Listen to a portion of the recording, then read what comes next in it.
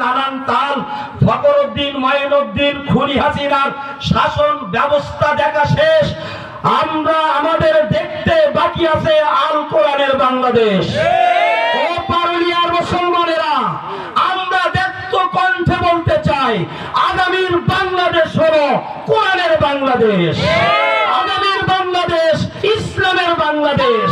আগামীর বাংলাদেশ পরিচালনা করবেন মুহাদ্দিস রবিউল বাশার হুজুরের মতন পুত পবিত্র সোনার মানুষের মতন আদর্শবান নেতারা। কথা বলে ঠিক না? আপনারা যদি নেতা বানান, কোরআনের আয়াত অনুযায়ী বানাবেন। আল্লাহ বললেন, ফাবিমা রাহমাতিন মিনাল্লাহ, হে নবী, আপনাকে আমি নরম কোমল সদয় এবং সহনশীল হৃদয়ের মানুষ বানিয়েছি। আপনারা বলেন, আমার মুহাদ্দিস রবিউল বাশার হুজুর কাউকে কোনোদিন চোখ রাঙায় কথা বলেছেন? ধমক দিয়ে কথা বলেছেন? রাগ করে কথা বলেছেন? তার চেহারার দিকে তাকাইলে আল্লাহর কথা স্মরণ হয়। কথা বলেন ঠিক না বেঠিক?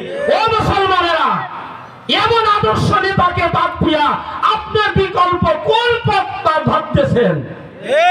তার ছাড়া আপনারা বিকল্প কাকে ভাবতেছেন? যারা দাঁড়াই প্রস্রাব করে, যারা দাঁড়িয়ে প্রস্রাব করে, যারা মেকুন্দ দাঁড়িয়ে রাখে না, ইসলাম মানে না, রাসূলের আদর্শ মানে না, ওরাই আমাদের কোন নেতা হতে পারে না, পারে না। কথা বলে ঠিক না বেঠিক?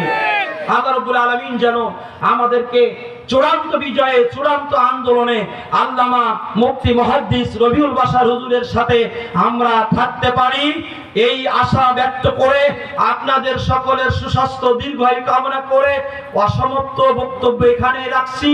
আমার মতো ক্ষুদ্র আল্লাহর এই গোলামের জন্য একটু দোয়া চেয়ে আমার